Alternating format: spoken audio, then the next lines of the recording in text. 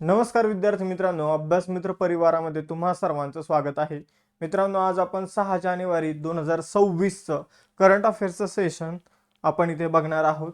मित्रांनो, जर तुम्हाला ही सिरीज जर समजून घ्या, तुम्हाला कंटिन्यू पाहिजे असेल तर अभ्यास मित्र चॅनलला सबस्क्राईब करून घ्या आणि बेल आयकॉनवर क्लिक करा, म्हणजे तुम्हाला कंटिन्यू इथून पुढे हे लेक्चर बघायला मिळतील. त्याचबरोबर काही टेस्ट क्वेश्चन शेवटी टाकलेले, तर त्या प्रश्नांची पण उत्तरं देत चला, कारण आता जो काही कंबाईनचा पेपर झालेला आहे या सेशनमधून जवळपास 10+ क्वेश्चन जे आहे ते विचारण्यात आलेले आहे. आणि अपकमिंग ग्रुप सी साठी जर तुम्हाला 1100+ प्रश्नांचं एक इयरबुक जे आहे ते आपण बनवलेलं आहे, तर त्यासाठी ॲप डाउनलोड करून ठेवा. मी पुढे सांगतो कोणता ॲप डाउनलोड करायचा आहे ते. बघा, पहिला क्वेश्चन आहे, जानेवारी 2026 मध्ये भारतीय हवाई दलाचे नवीन उपप्रमुख म्हणून कोणाची नियुक्ती करण्यात आलेली आहे. तर जानेवारी 2026 मध्ये भारतीय हवाई दलाचे आपण जर बघितलं नवीन उपप्रमुख बनलेले air marshal Nagesh Kapoor. Air marshal Nagesh Kapoor यांनी नर्मदेश्वर तिवारी यांची जागा घेतलेली आहे आणि नवीन हवाई दल उपप्रमुख बनले आहे. हवाई दलाची स्थापना 8 ऑक्टोबर 1932 आहे, म्हणून 8 ऑक्टोबर दिन जो आहे हवाई दल दिन म्हणून सेलिब्रेट केला जातो. नवी दिल्लीमध्ये मुख्यालय आहे हवाई दलाचं. आपण जर बघितलं तर हवाई दल प्रमुख कोण आहे? Air marshal Amarpreet Singh. त्यानंतर मोठो आहे नभः स्पृश दीपतम असा हवाई दलाचा लोगो आहे. दुसरा प्रश्न आहे, तमिळनाडूमध्ये वार्षिक जल्लीकट्टू महोत्सव जो आहे तो कोणत्या गावात साजरा करण्यात आला आहे? तर तमिळनाडूमध्ये जल्लीकट्टू महोत्सव जो आहे तो थाचनकुरिची या गावात सेलिब्रेट करण्यात आलेला आहे.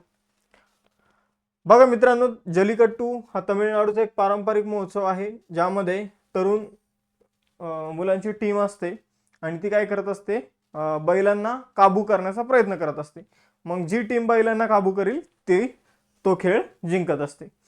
तर मग आपण जर बघितलं तर तो जल्लीकट्टू उत्सव जो आहे तो थाचनकुरिची या गावात सेलिब्रेट करण्यात आलेला आहे. तर बघा विद्यार्थी मित्रांनो, आपण आता या व्हिडिओमध्ये महत्त्वाचे उत्सव जे आहे राज्यानुसार ते बघणार आहोत. जसं की तमिळनाडूमध्ये जल्लीकट्टू महोत्सव, आपल्या महाराष्ट्रामध्ये गुढीपाडवा, तसं इतर कोणते महोत्सव आहे जे महत्त्वाचे आहे? तर रोंगाली बिहू हा आसाममधील महत्त्वाचा एक उत्सव आहे. नोखाई महोत्सव ओडिशाचा आहे. फुलदेई महोत्सव उत्तराखंडचा. नोंगोल चकोब्बा हा मणिपूरचा महोत्सव आहे. लोंगोटे महोत्सव अरुणाचल प्रदेशमध्ये सेलिब्रेट केला जातो. सोनम लोसार नवीन वर्षाचा उत्सव आहे, तर नेपाळ आणि सिक्कीम मध्ये आपल्याला बघायला मिळतो. फक्त लोसार जर म्हटलं तर हा एक बौद्ध महोत्सव आहे, तो तिबेट, नेपाळ, भूटान, अरुणाचल प्रदेश, लडाख मध्ये सेलिब्रेट केला जातो. त्यानंतर थायपुसम हा तमिळनाडूमधील महत्त्वाचा सण आहे. सिमालू महोत्सव आसाम मधील आहे. कागदे नृत्य महोत्सव सिक्कीम मधील आहे. मकर विलक महोत्सव केरळचा आहे. फ्लेमिंगो महोत्सव आंध्र प्रदेशचा आहे. तर गान नगाई महोत्सव मणिपूरचा आहे. पुढे जाऊया. तिसरा प्रश्न आहे, कोणत्या संस्थेने किंवा युनियनने 1 जानेवारी 2026 पासून स्टील आणि ॲल्युमिनियमवर जगातील पहिला कार्बन कर लागू केला आहे? तर स्टील आणि ॲल्युमिनियम प्रोडक्टवर जगातील पहिला कार्बन कर जो आहे तो युरोपियन युनियनने लागू केलेला आहे.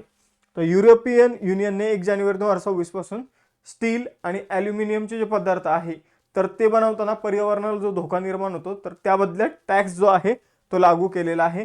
तर स्टील आणि कार्बनने बनणाऱ्या जे काही उत्पादन आहे तर त्यावर हा कर लागू केला जाणार आहे.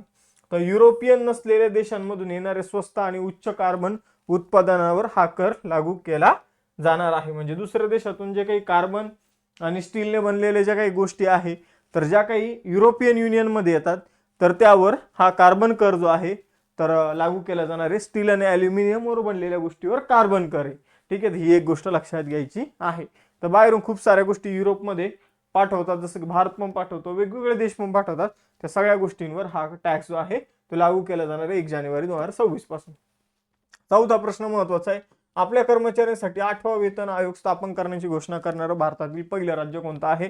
इम्पॉर्टंट आहे मित्रांनो, परीक्षेमध्ये आपल्याला प्रश्न यावर विचारला जाईल. तर 8वा वेतन आयोग लागू करण्याची आपल्या राज्यामध्ये पहिली घोषणा जी आहे ती आसाम सरकारने केलेली आहे, आसाम राज्याने केलेली आहे. तर यासाठी आपण जर बघितलं तर राज्याचे माजी मुख्य सचिव जे आहे सुभाष दास यांच्या अध्यक्षतेखाली आसाम सरकारने एक समिती देखील स्थापन केलेली आहे. मग आता या वेतन आयोगानुसार सरकारी कर्मचाऱ्यांचे वेतन आणि पेन्शन मध्ये सुधारणा होणार आहे. तर 7व्या वेतन आयोगाची मुदत जी आहे ती 1 जानेवारी 2026 मध्ये संपत आहे. म्हणून आता केंद्र सरकारने 8वा वेतन आयोग जो आहे तर त्याबाबत घोषणा केलेलीच आहे. पण आसाम आता देशातील पहिलं राज्य बनलेलं आहे जे 8वा राज्य वेतन आयोग स्थापन करणार आहे. 5वा प्रश्न आहे, जानेवारी 2025 मध्ये कोणता देश युरो चलन स्वीकारणारा 21वा देश बनला? तर बुल्गेरिया जो आहे तो युरो चलन स्वीकारणारा 21वा देश बनलेला आहे. क्रोएशिया 20वा देश होता ज्याने 2023 मध्ये युरो चलन जे आहे तर ते स्वीकारलं होतं. आता बुल्गेरिया हा 21वा देश ठरलेला आहे. आपण जर बघितलं तर बुल्गेरिया जो आहे तो 2007 मध्ये युरोपियन युनियन मध्ये सामील झाला होता. आता त्याने युरो हे चलन स्वीकारलेलं आहे. आपण जर बघितलं तर युरोपियन युनियनचा अधिकृतपणे युरो हे चलन असतं आणि लेव बुल्गेरियाचं चलन आहे. तर हे दोन्ही चलन काही दिवस जे आहे तर ते बुल्गेरियामध्ये आपल्याला बघायला मिळणार आहे. 2026 मध्ये 52वे G7 शिखर परिषद कोणता देश आयोजित करेल? तर G7 शिखर परिषद जी आहे 52वी ती फ्रान्समध्ये होणार आहे. Most IMP question. बघा विद्यार्थी मित्रांनो, फ्रान्समध्ये सध्याचे राष्ट्रपती कोण? इमॅन्युएल मॅक्रॉन त्यांच्या अध्यक्षतेखाली ही परिषद आयोजित केली जाणार आहे फ्रान्समध्ये. आपण जर बघितलं तर फ्रान्समध्ये एव्हियन लेस बेन्स या रिसॉर्ट शहरामध्ये ही परिषद जी आहे ती आयोजित केली जाणार आहे. 2003 मध्ये जर बघितलं त्याच्या अगोदरची G7 परिषद फ्रान्समध्ये आयोजित करण्यात आली होती आणि पहिली 1975 मध्ये. पुढे जाण्या अगोदर आपण 12 तारखेपासून राज्यसेवा आणि कंबाईनसाठी फाउंडेशन बॅचेस मित्रांनो सुरू करत आहोत. तर याची सगळ्यांनी नोंद घ्यायची. कमी फीज मध्ये क्वालिटी एज्युकेशन देण्याचा आपला प्रयत्न आहे. प्लस सर्व जीएसच्या विषयांची 21,000 प्लस PYQ ची आतापर्यंत आयोगाने विचारलेल्या प्रश्नांची देखील बॅच आहे. ही बॅच केल्यानंतर तुमचे कोणते प्रश्न येतात, काय येतात आणि प्रश्नांचं विश्लेषणाच्या माध्यमातून सिलेबस पण बऱ्यापैकी कव्हर होऊन जाईल. त्यानंतर जर बघितलं त्या अभ्यास मित्राच्या नोट्स आणि एकंदरीत सेपरेट नोट्स किंवा एकत्रित नोट्स पॅक जो आहे तो तुम्हाला अभ्यास मित्राच्या ॲपवर मिळेल. मग कोणती बॅच जॉईन करायची असेल तर कॅटेगरीमधून बॅच निवडा. बाय नाव वर क्लिक करा, पण डायरेक्ट पेमेंट नका करू कारण तिथे कुपन यूज करा CJ लाईव्ह. तुम्हाला पेमेंटमध्ये फीमध्ये डिस्काउंट मिळून जाईल 10%. पुढे जाऊया. आपलं हे इन्स्टाचं पेज आणि आपलं जे काही टेलिग्राम चॅनल इन्स्टाचं पेज जे आहे ते फॉलो करायला विसरू नका. यावर आता 2025 1100 क्वेश्चनची एक तुम्हाला क्वेश्चन आन्सरची एक PDF इयरबुक स्वरूपात ॲपवर बघायला मिळेल. गिनीमध्ये राष्ट्रपती पदाची निवडणूक कोणी जिंकलेली आहे? तर ममाडी डोम्बोया यांनी गिनीची राष्ट्रपतीची निवडणूक जी आहे ती जिंकलेली आहे. गिनीमध्ये नवीन संविधान बनवण्यात आलेले आहे 7 वर्षासाठी. आता हे राष्ट्रपती असणार आहे म्हणजे गिनीमध्ये जो राष्ट्रपती बनणार तो 7 वर्ष राहणार आहे. आपण जर बघितलं तर गिनीमध्ये 2021 मध्ये लष्करी उठाव झाला होता आणि ऑलरेडी तिथं लष्कराची सत्ता होती आणि तिथं ऑलरेडी ममाडी डोम्बोया यांची सत्ता होती आणि आता तेच इलेक्शन लढवून जिंकून आलेले आहे. गिनी पश्चिम आफ्रिकेतील एक किनारा असलेला देश जो आहे तो आपल्याला बघायला मिळतो. कोनार्की हे त्याची राजधानी आहे आणि गिनियन फ्रँक चलन आहे. जगात पहिल्यांदाच कोणत्या देशाने ॲमेझॉन डंक नसलेल्या मधमाशांना कायदेशीर अधिकार दिलेले आहे? तर एक ॲडिशनल लक्षात ठेवा, इतकं इम्पॉर्टंट नाही पण प्रश्न आलाच तर आपला स्किप नाही झाला पाहिजे म्हणून लक्षात ठेवा. जगात पहिल्यांदाच ॲमेझॉनमध्ये जे काही डंक नसलेल्या माशा आहेत त्यांना कायदेशीर अधिकार पेरू देशाने दिलेले आहे. फक्त एवढंच लक्षात ठेवा, बाकी काही लक्षात ठेवायची गरज नाही. पेरू जर बघितलं दक्षिण अमेरिकेतील एक देश आहे, लिमा राजधानी आहे. नुएओ सोल हे तिथलं चलन आहे. मोस्ट इम्पॉर्टंट क्वेश्चन 9वा क्वेश्चन. भारतातील पहिली वंदे भारत स्लीपर ट्रेन कोणत्या 2 शहरात दरम्यान सुरू होणार आहे? तर वंदे भारतची ट्रेन तुम्ही बघितली असेल, कधी प्रवास सुद्धा केला असेल, पण आता वंदे भारतची जी इतके दिवस ट्रेन होते त्या सिटिंग होते. आता स्लीपर ट्रेन जी आहे तर ती सुरू होणार आहे मित्रांनो गुवाहाटी आसाम ते हावडा पश्चिम बंगाल या दरम्यान. 180 किलोमीटर प्रति तास हिचा वेग असणार आहे आणि याचं जे काही याला हिरवा झेंडा जो आहे तो मोदीजी 17 किंवा 18 जानेवारीला देणार आहे. पुढील क्वेश्चन आहे, कोणत्या राज्य सरकारने कैमूर वन्यजीव अभयारण्य हे राज्यातील दुसरं व्याघ्र प्रकल्प बनवण्यास मान्यता दिली आहे? तर विद्यार्थी मित्रांनो बघा, बिहार राज्यात कैमूर वन्यजीव अभयारण्य जे आहे ते आता कैमूर व्याघ्र प्रकल्प जे आहे ते बनणार आहे. बिहारमध्ये एक ऑलरेडी व्याघ्र प्रकल्प आहे वाल्मिकी व्याघ्र प्रकल्प.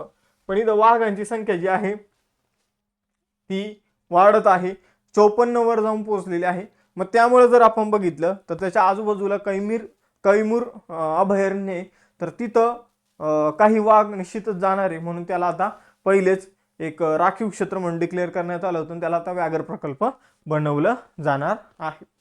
11वा प्रश्न आहे, भारताच्या राष्ट्रपती द्रौपदी मुर्मू यांनी संथाली भाषेची जी काही लिपी आहे, ओलचिकी लिपी, तर तिच्या शताब्दी समारंभाला ते कुठे उपस्थित होत्या किंवा कुठे उपस्थिती त्यांनी लावली?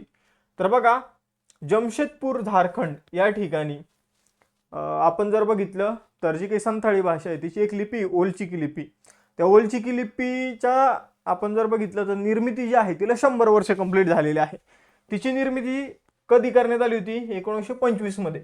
कोणी? पंडित रघुनाथ मुर्मू यांनी त्या लिपीचा शोध लावला होता. आता त्याला 100 वर्ष कंप्लीट झाले, म्हणून हा शताब्दी महोत्सव जो आहे तो झारखंडमधील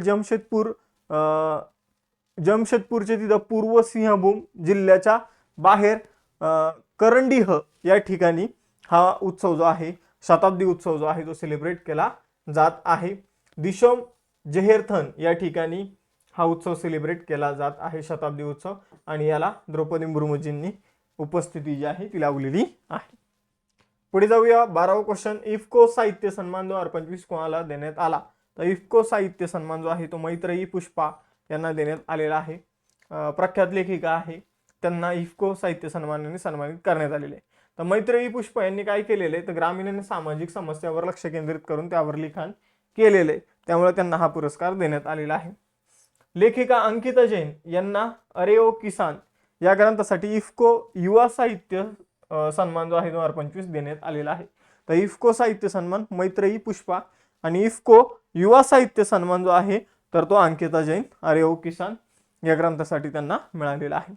आता आजच्या सेशनचे टेस्ट क्वेश्चन, जानेवारी 2026 मध्ये भारतीय हवाई दलाचे नवीन उपप्रमुख कोण बनले? त्यानंतर पुढील क्वेश्चन आहे, भारतातील पहिली वंदे भारत स्लीपर ट्रेन जी आहे ती कोणत्या 2 शहरादरम्यान सुरू होणार आहे? आणि तिसरा क्वेश्चन आपण जर बघितलं तर जी काही G7 समिट जी आहे तर ती 52वी G7 समिट कुठे होणार आहे, तिचं आयोजन कुठे केले जाणार आहे हे तुम्ही मला सांगायचं आहे. आय होप तुम्हाला आजचं हे सेशन आवडलं असेल. सेशन आवडलं असल्यास सेशन लाईक करा, चॅनलला सबस्क्राईब करायला विसरू नका आणि कमेंट बॉक्समध्ये उत्तर द्यायला विसरू नका. थांबू इथं, भेटूया नेक्स्ट सेशनमध्ये. चलो बाय बाय एव्हरीवन, जय हिंद.